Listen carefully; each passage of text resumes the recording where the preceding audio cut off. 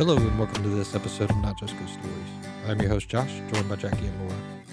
We are a small team of experienced paranormal investigators, and here we discuss different locations that we've investigated, along with a little history and the paranormal evidence that we found. Today we're going to be talking about Blackford County Jail in Hartford City, Indiana. It's a pretty cool place. Now, this was a 2-for-1 special, so we ended up getting the speakeasy, but right now we're just going to kind of concentrate on Blackford County Jail. Jackie, would you like to tell us the history of Blackford? Sure. This is an interesting building because it was built as a jail, and it ended its life as a jail until it was bought by the Stop community in 1996. The jail was built in 1879 and used until the end of 1995. John Saxon, 1878 through 1881, was the first sheriff to live in the jail, and Howard McCullum, who died in office in February 1977, was the last to live in the jail. After 1977, the sheriffs had to live off property. The jail was built with a revolving turnstile to allow people to enter and prevent prisoners from escaping. The original turnstile is still in the jail, as are all the original cells. Men were housed downstairs and women were housed upstairs. In the attic was where the trapdoor that dropped prisoners down who were being hung. The jail was built with 8 feet thick granite walls, ceilings, and floors. No one ever escaped. There's been a rumor that John Dillinger stayed in the jail, but no confirmation. Ira Benton was an inmate 1930 through 1931 after his conviction of bank robbery while in office. It was said he was with John Dillinger when the bank in Montpelier was robbed. 2 more sheriffs lost their lives in the line of duty. Gerald Lee Upton Graft, 1948, was shot and died, and Edward Townsend, 1977, died in March after being appointed to finish McCullen's term of office. And as I said, the property was purchased by Dan Allen in 1996 and is now a part of the Stop community. Which is one of the reasons why we're talking about this jail, because we're still on our line of the Stop properties and kind of bringing awareness to them and what kind of things that they do. But Blackford Jail, I believe, for me and Laura, was one of the very first Stop properties that we ever did. And it was pretty cool. And then at the same time, again, it was a sale they were having going on. It was I think it wasn't dead of winter, but it was cold, from what I kind of remember. Am I right on that? I can't remember, but it was a fall sale. special. Yeah, it was a fall special. I want to say it was in the fall. Yeah. So so we ended up getting the speakeasy, which we'll talk about here at a later time. But Blackford Jail was, for me, kind of an unassuming building. When you first pulled up to it, you looked at it and go, huh. And then you looked across the street and you saw Monroe House. That was across the street too. And then I started thinking, okay, what's going on in Hartford, city, Indiana here, because you got Monroe that's over here, you have Blackford, and you got the speakeasy. Was 2 blocks away. Yeah, the speakeasy 2 blocks away. So when I'd first seen Monroe House, I was kind of in awe. I was still earlier on in my ghost hunting times, but I was like, oh, it's Monroe. I can't wait to get in there one day. Yeah, that was the first experience with it. We actually walked down there and took pictures from the sidewalk. It's kind of unassuming, though, as you just walk by it. Yeah. You wouldn't really know it if you didn't know what it was. But when it wakes up, oh boy. Right, you would think with all these haunted locations, this would be a creepy town. It's not. It's a pretty town. Yeah. They take care of it. It's a cute little town square. But once you walk inside some of these places, it's almost like you're not in that cute little town. I mean, we have 3 right here that we've done ghost hunts in, and I found out in watching ghost hunting shows, there is a bar that is also haunted in Hartford City, Indiana. Yeah, and you were telling me about that, and it turns out it's literally, I think, 1.5 blocks away from Blackford and the speakeasy. It's like between the two, which is kind of cool. Now, Monroe is about 1 block north, I guess you can say, of Blackford County Jail. And Monroe is actually what would be the start of the residential section. Yeah. Where Monroe is, from then on, it's just housing. Yeah.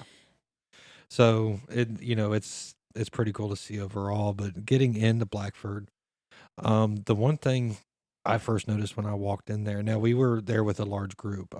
Donna, who you've heard on this show, and a bunch of other people were there. Tina, Dan, that you've heard on this show.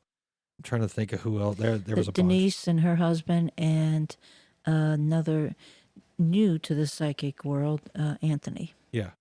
So there was a bunch of us there. It was a different type of layout than I was ever used to. You kind of walked in, you were in this little area, you saw a kitchen, and then you saw this metal turnstile in front of you, and you're like, oh, okay. So I was trying to figure out what's going on, and that's when Jackie told me that is where the sheriff lived. So there was actually two parts to this jail. There was a sheriff, and there was actually an upstairs for the sheriff's house. But I mean, and there were not bars separating it.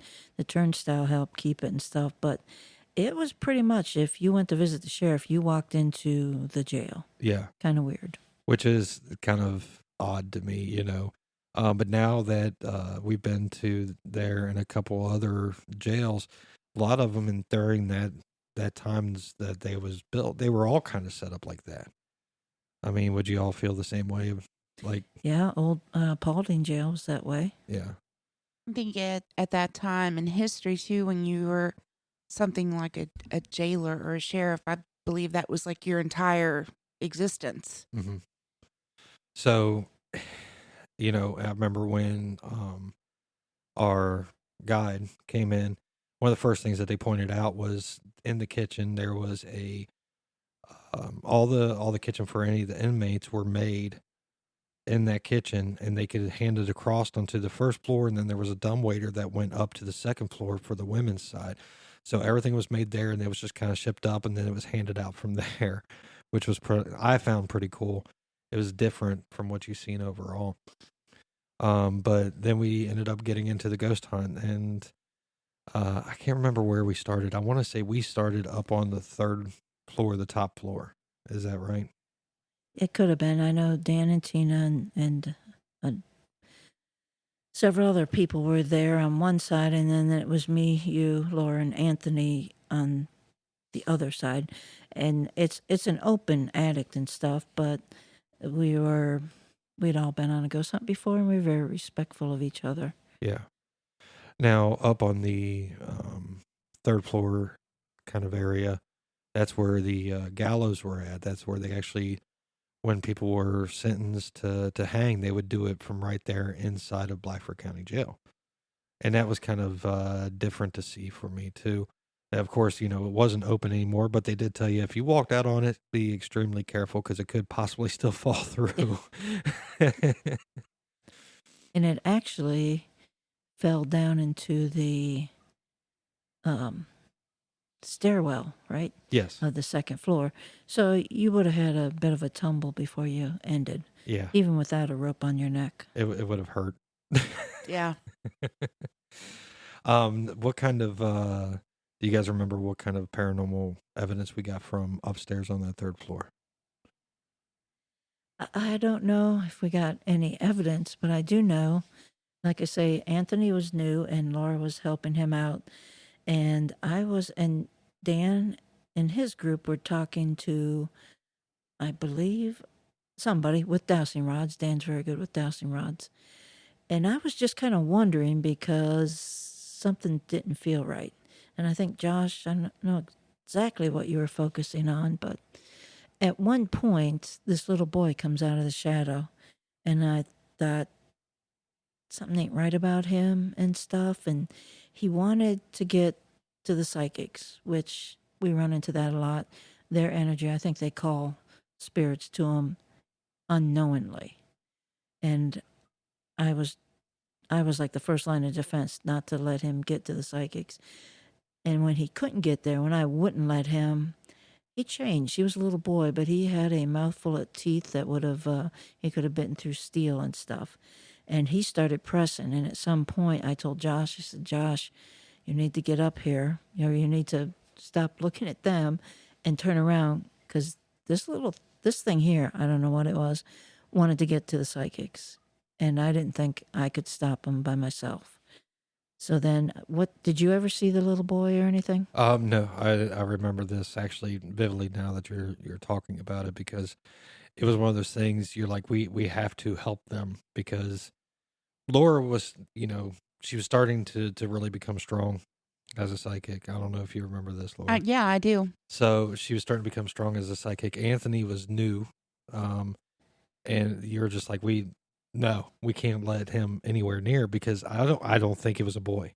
I think he was Oh going no, to it wasn't a show him. boy. No, he yeah. definitely wasn't a boy. No. But Anthony, in this situation, this was the first time I guess, mentored or had another psychic use me to confirm what they felt. Yeah, I mean, he had already been kind of working with Donna too. I think he liked the difference between you and Donna, because I think you and him were kind of Laura. working on the same level. It was Yeah. Donna's suggestion. Yeah, and Laura, I remember you behind me going, "What the heck does this thing want?" And Anthony's just like, "Well, let's talk to it." And I remember me and We're you, like, Jackie, no. going, "Don't you dare No. stay where you're at. Don't you dare come this way." And we were just trying to basically push it off, get it out of the way enough to where we can finally get down the stairs and away from it. Yeah. Is what I remember. And I don't know what it was. That's what it kind of, it kind of pissed me off because it was very strong. I couldn't have handled it by myself, and I had no idea what it was. And the thing is at that time we talked about Anthony as well as myself being, new to that. I'm thankful that you all did, because I don't know at that time if I had my own mental and emotional shields. Like, I don't know what would have happened had it got to me. I wouldn't have known what to do. Yeah, and I think by this time we had already been to Hinsdale and back, and we'd already ran into the thing that was in the basement of Hinsdale. So Laura already kind of recognized that, okay, things can show up as one thing, and that was the time when she ran up the stairs, couldn't find the door because she couldn't. She Right. knew that shouldn't be down there. That something was wrong in Hinsdale, Well, and I think she was actually already. said it's demon. There was a demon in the basement. I think this right here, she was trying to get a feel for it, but didn't want to open herself up enough in order to see exactly what it was. I might be talking out of line, or No, I would agree. so, but Well, it was strong, and it really wanted to get to you guys, which made me even more concerned about if it did get to you guys. Which is my big question: why? It's not the first time that some entity is wanted to get close, or was wanting me to do something, or is mad at me for unbeknownst reasons. Yeah. But I think this was one of the first times where you're like, we were all kind of like surprised by it. Yes. I don't think that we expected to find anything like that at Nope. Blackford. But what we did find out is when we finally did make it out there, he couldn't come downstairs, No. which makes me almost kind of wonder, maybe he wanted to use you guys to get loose in other places.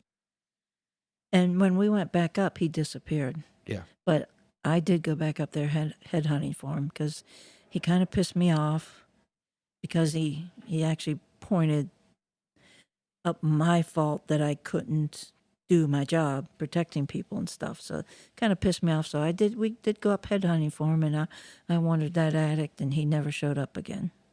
No, I don't think he would have came back out because I think it was just you and I went up there by this point, because we were like, no, we're not going to do this to them yet. So if they had probably come up, he might have come back out. But he just never came back out, and we were like, okay, and kind of move on from that point. Well, that was before we realized that we could use Laura as bait. It's true, though. Yeah, and there has been a few times after this where we did. So because we wanted answers. Yeah. I mean, I'm not afraid to say, yeah, I've used my wife as ghost bait before, but hey. And like I say, I still have no idea what it is. It maintained the shape of the little boy, but when it opened its mouth, it opened it way too wide, and it had like metal teeth. Yeah. Like tons. I'm sorry to of say, you metal said it was teeth. like rows of. Rows of them, yeah. So, which is kind of crazy all in itself. The only thing I remember, I don't think I saw any of that, but I felt it. And to me, it felt malicious. I guess I could say. The energy feel coming from it was not right. Not to us, though. No. It wanted to get through us to get to them. Yeah.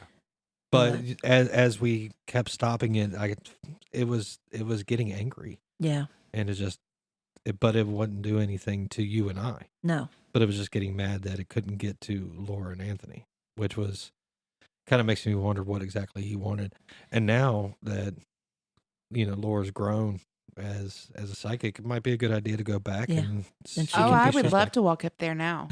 Good. You can protect me. So we ended up leaving that and checking other places. To me, on the first floor, going through that turnstile into that first set of cells was a really, really cool thing, because you're starting to see how prisoners were taken in, how they got out, and it was different type of feel once you crossed through that turnstile into the actual cells part on the first floor. What do you guys remember about that? Yeah, my heart stopped as if I was being put into a cell. It's a different feeling, that turnstile door. It's genius. But I would have to say that even people that were there for, minor offenses, it probably might have scared some sense into them, because it's a little nerve-wracking when it's so final when that weight swings around on that door. Yeah. Well, and also the turnstile, it was the bars, and it was open about a third of the way, just bars. And you could stick your hand out until you ran into the brick and stuff. And one guy did have his arm ripped off by doing that. Yeah. So it was, one of those things you had to be careful going through. And then, if I'm not mistaken, it had a secondary door that It could did, be yeah. shut at nighttime. So even if you decided to try to escape and you were going to get through that, you still had another whole entire door that you had to get through too, without being caught. So And that was a thick door. It wasn't like a bedroom closet door. no, it was a large steel, kind of chunk down when you locked, well, not really locked it, but shut it, down. So Which I gotta say, at first you're thinking, how could a sheriff and his family live in there with prisoners? But you felt really safe. you did, you really did. Even up on the second level where they kept the ladies, it felt safe every single time. Like, if you were to be a family standing in there, you would have no problems walking right by that door and making sure that nothing was going to happen. Yeah. But I believe the first and second level, as far as the cells, were set up the same. The cells there was one aisleway that went up the middle. I want to say it was 6 or 8 cells that ran through there. I think it was 4 and 4 on each side. 4 and 4. And then as soon as you walk through the turnstile, it was almost like a A visitation room. yeah, some type of visitation room. Had a long table, steel table that was kind of set into the floor, little benches that you could sit there. So Well, and I just thought about this too. It would have been a visitation room, but it also would have been actually a place where the prisoners could get out and stretch, because this jail it's at the end of the town, but it's surrounded by town. And then, like I say, a block away is Monroe House, so you start residential. There was no fence around Blackford. There was the jail. So it could have been like a little small exercise area, just enough for them to walk around. Probably, maybe even someplace to sit if they Yeah. were in good. To, I was going to to have say something maybe to eat. they even ate in there, because being in the cells, I don't remember there being like any sort of like swing down Yeah. table or. Now I remember at the very end, and a lot like Paulding Jail, if you go to the very end, there was a little bathroom set up there. So they had to share everything, which tells me that either they had to let somebody know that they wanted to use the bathroom and come out of the cell. Now I think each one had like a little sink in it, if I'm not mistaken. Yeah. And there was a shower there. There was a shower Yep. shower room in the very back. And then you could also walk around the outside, if I'm not mistaken, too, a lot like Paulding. Paulding was the same way. You could, but that was outside the turnstile. Yeah.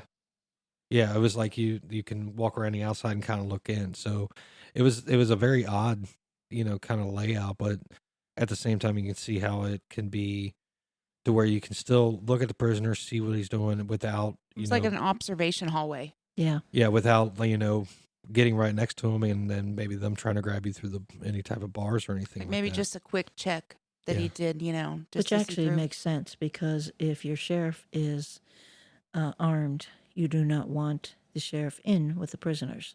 There's a chance a prisoner could disarm the sheriff, and now you have an armed prisoner. Yeah. So there would be outside where the prisoners couldn't get him.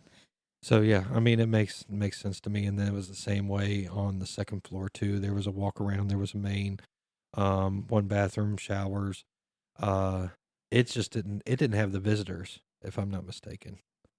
No, I don't recall anything that looked like it was specifically set up for that. Unless you could look in that area where they could get, the prisoners could get out.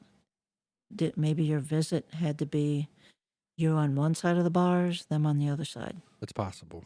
So, unless you actually see it working, it was still a very cool setup. Now, in the cells, I remember getting some K2 hits here and there that were odd. Dowsing rods was hit every once in a while, but not really answer questions, same as pendulums. Do you guys remember anything else happening in the cells upstairs on the second floor or downstairs on the first floor? Shadows, and I think we went through on the second floor. We weren't sure if there was we went up there and wasn't there a door that was closed we thought was open. But when we checked the cameras, the door hadn't moved. Yeah. So, there's that kind of stuff. Now, I think at one point we did hear a loud bang from upstairs on the second floor. We were on the first floor during that time. We heard somebody banging. Nobody was upstairs, but nothing had moved. So I do remember that also. But there wasn't a whole lot that happened that I can remember in those two sections. There's no EVPs that I have from Blackford. I don't think at all. Yeah. So, Jackie, you didn't get any EVPs or anything? No. Yeah. So, not a whole lot of voice phenomenon happening for us while we were there. We did have the dandy upstairs, and it did go off. But there were certain boards.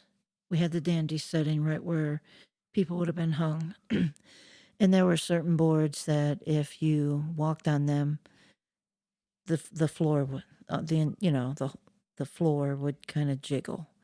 So, and I could never really say, was that people walking on the floor, or was it because I was up there and I heard it ding and I wasn't anywhere near it. But I could have just hit the right board that. Right. It finally just got enough momentum to swing over. Yep. So, I mean, we did have some stuff happen on equipment. Like I said, K2s. You get pendulums, you get dowsing rods, dandy. Dan was talking. Dan had the dowsing rods when we were up there, and because I was prowling around which sounds creepy, but I guess it is. And he was talking to somebody, I don't know. I was going to say it was a child, but I wasn't really sure. He was talking to somebody with the dowsing rods. Okay.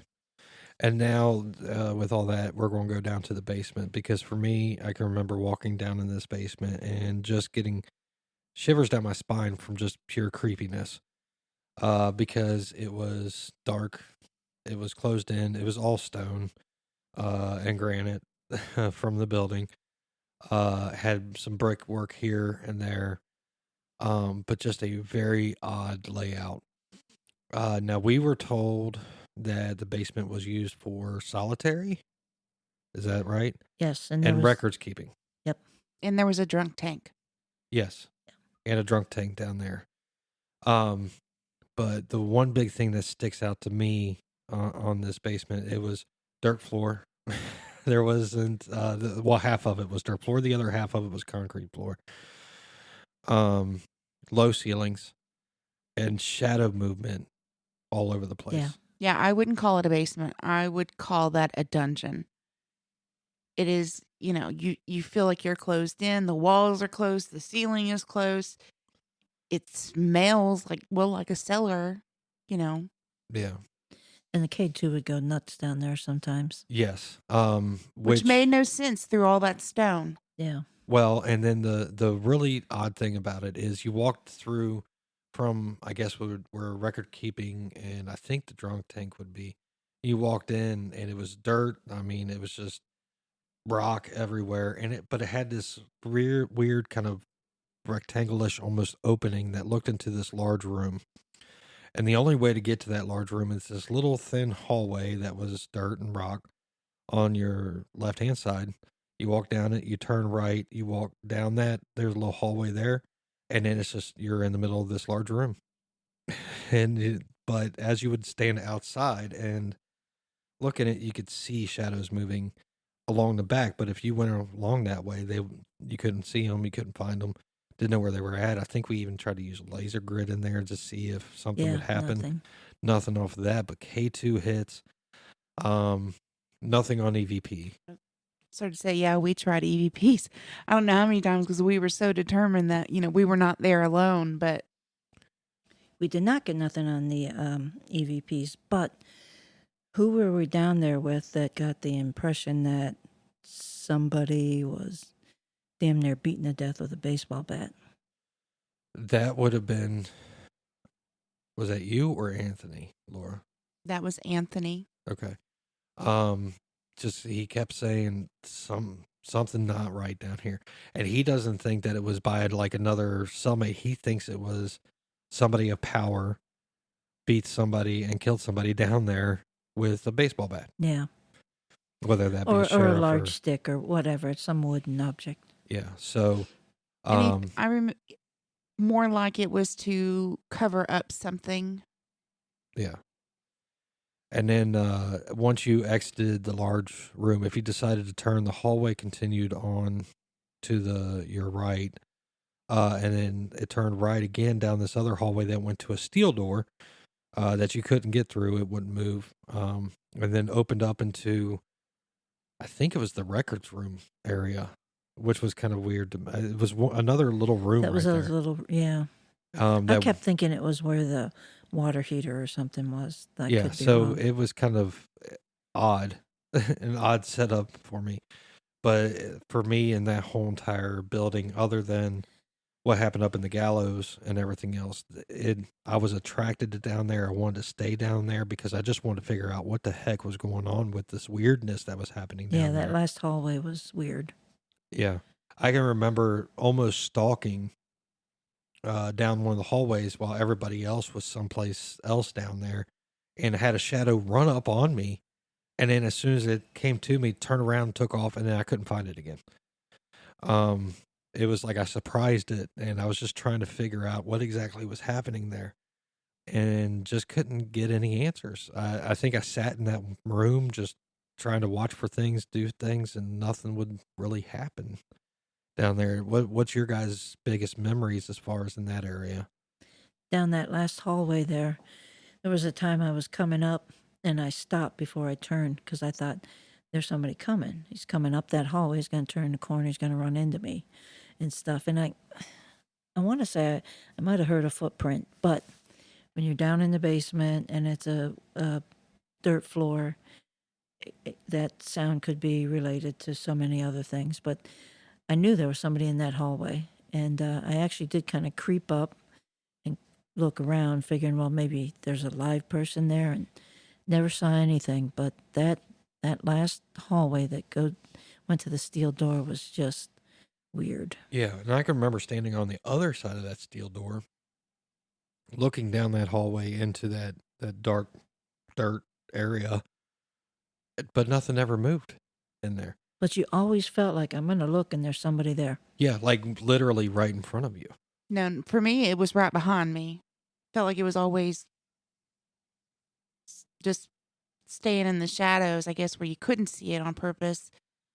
But being an empath in that basement, it could have just been because it's a strange feeling. It's utter despair down there.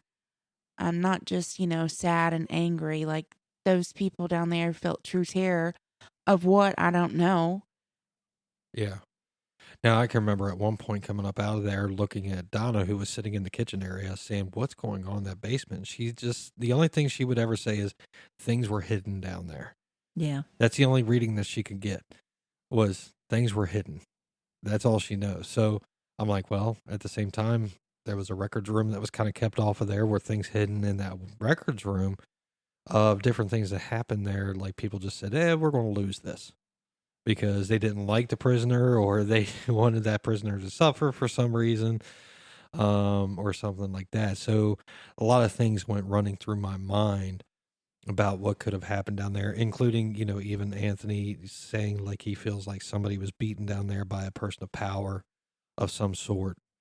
Like they were lowered down there to die, is kind of one of the things I remember, that being said down there. Well, I don't really know what was society's treatment on any prisoner in, 79. Yeah. Yeah. They didn't have rights of any kind, as True. far as I've came to understand. Well, and I think it still happens today. We just doesn't happen as often. For sure, yeah. Yeah. I would agree. And now you're not supposed to do it. Back then, I don't think it even mattered. No, I don't think it did either. And this was a jail, not like a prison. So people wouldn't have spent a lot of time here. They would have been here until they got sent to a prison and stuff. So you would have had a bigger turnover of people here, I think. Do we know how many people were hung there? No. We were never able to get a final count, and even I remember our tour guide telling us that they couldn't find. They know people were, and they have some records of them, but they were never able to find a final count of how many people were actually hung, or sentenced to hang in Blackford themselves, so, or Hartford City itself. So they were never able to actually find that overall. And that also, I don't know if when they stopped hanging people or if they did, but most jails would hang until the electric chair came by, and then they had an electric chair. Most other jails, Blackford had the hanging rope. That was it. Yeah, they never had any electric chair or anything like that. But I think a lot of times, Indiana has a couple state prisons too, so this was more of a city style. I'm wondering if things were different back in the 1800s, early 1900s, where there wasn't a state. We're just going to hang you right here. So it's a possibility, right? Yeah. It's the only thing I can think of on that. Well, back along then, you figure, as we did the history of Walton, there was a time after the Civil War where they were headhunting, I guess, finding people, decided they were guilty, and there was a hanging tree. And everybody knew Walton had a hanging tree. And I've been in other towns that had a hanging tree, which basically is where they hung people. So you're saying maybe it was used outside of, jail purposes. It's possible. Yeah. So, well, anything about Blackford Jail, because we're getting to the end of our time, so we're going to have to wait and do the speakeasy on our next episode. Anything else about Blackford Jail you guys like to share? If you want to go back in town, back in time, this is the place to go. For me, this is one of the more medieval feeling places because they have the black doors that we talked about that are like floor to ceiling, and they have the big bolts on them. It's an interesting place just to take pictures, really. Yeah. And the most important thing of every ghost hunt, just about a half a block away is a really good little kind of coffee donut shop. It has good coffee. I don't drink it, but everybody seemed to like it. It's very good. Good donuts. This is why Jackie is a fantastic friend. When I got up, there was already coffee and donuts there. That's right, because they sleep till odd hours. That is poor Lord. But what I remember is not only is Blackford Jail, it is haunted. Anything malicious, I can't 100% say, except for whatever wanted Laura and Anthony up in the attic area that we weren't able to find when we went back. but it's an interesting hunt, an interesting piece of history. And then also being in Hartford City, if you're any type of paranormal person at all, standing just kind of either in front of the jail or in the middle of that city, and just kind of looking around going, man, this place is full of history, because there is a lot of history in just the little town, is a pretty cool thing. And one of the things again about Blackford is it's owned by Stop, saving the old properties. Any money that's put in toward it goes back to that building in order to help upkeep or keep things running, and keep it going. So it is another really good reason why to do Blackford itself also. And they're great to ghost hunt with. Basically, they give you a tour and they say goodbye and tell you where to leave the key when you leave, and you're again, in there by yourself. It's as clean as it can be for a ghost hunt in an extremely old building. Yeah. And they're very gracious, with everything too. They're like, hey, we have a refrigerator in here if you need to keep anything cold. As sometimes they'll even, provide you some snacks and stuff if, you need anything. But there's a pizza place that's great right down the road. There's another one right down the road. Not as good, but you can use it. But this one here is really good if you want to order from there, and they'll deliver straight to here. Just tell them you're at Blackford and they know exactly where to go. Oh, and I want to say too, for Blackford County jails, definitely listen next time for the speakeasy, because for me, when I think about this ghost hunt, the speakeasy stands out to me more than the jail. Okay. Totally different too. That's what we had the jail and we had all that weird stuff, and then we went to the speakeasy and different weird stuff. Yes. So, keeping that in mind, this has been Not Just Ghost Stories. We have been your hosts, Josh, Laura, and Jackie. And until next time, you can find information and contact us on our website at notjustghoststories.com and see evidence that we've discussed on Facebook at Not Just Ghost Stories.